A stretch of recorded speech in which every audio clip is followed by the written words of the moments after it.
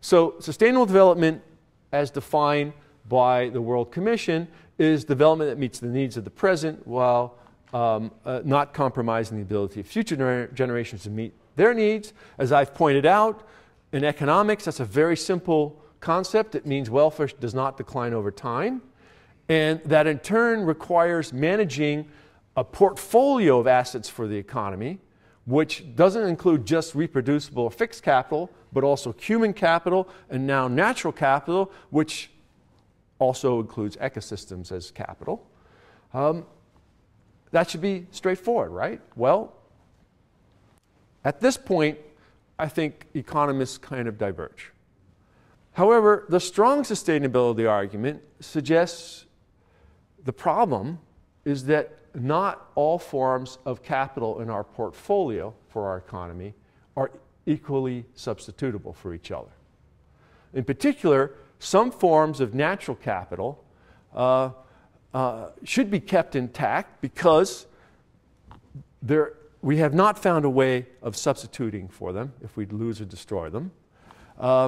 Once we lose those natural capital, it's irreversible, and in any case, we don't really know the value of them. We've never known the value, and we still don't know the value, and we probably will never guess the future value of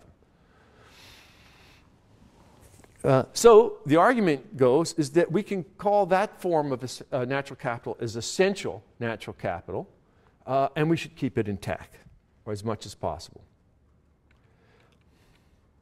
Just in a nutshell, the weak versus strong sustainability argument. The weak sustainability argument is there's no difference between natural and other forms of capital. And as long as depleted natural capital is replaced with even more valuable physical and human capital, then the value of our overall portfolio is going to increase. And what we need to do to attain sustainability is to maintain and enhance the value of the aggregate stock, the whole portfolio. Strong sustainability says we can't view the whole portfolio as a homogeneous stock. In fact, we can't always substitute for natural capital, as uncertainty over current and future values, particularly of ecological goods and services, unique environments, and biodiversity, mean that some natural capital is always going to be essential and cannot be replaced.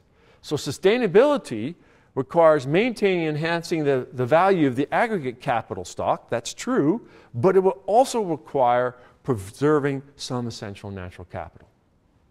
If global policymakers are truly willing to break the vicious cycle of unsustainable development, then we've got to address the current global shortfall in ecosystem conservation.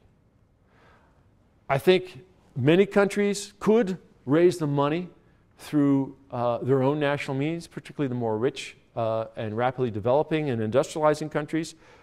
But there's many other countries of the world and many other regions within countries of the world which desperately need assistance.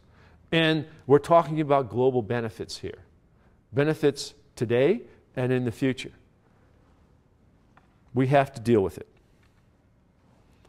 I think the potential biggest breakthrough and hope might be through a currency transaction tax or financial transaction tax. I talk about that in my paper.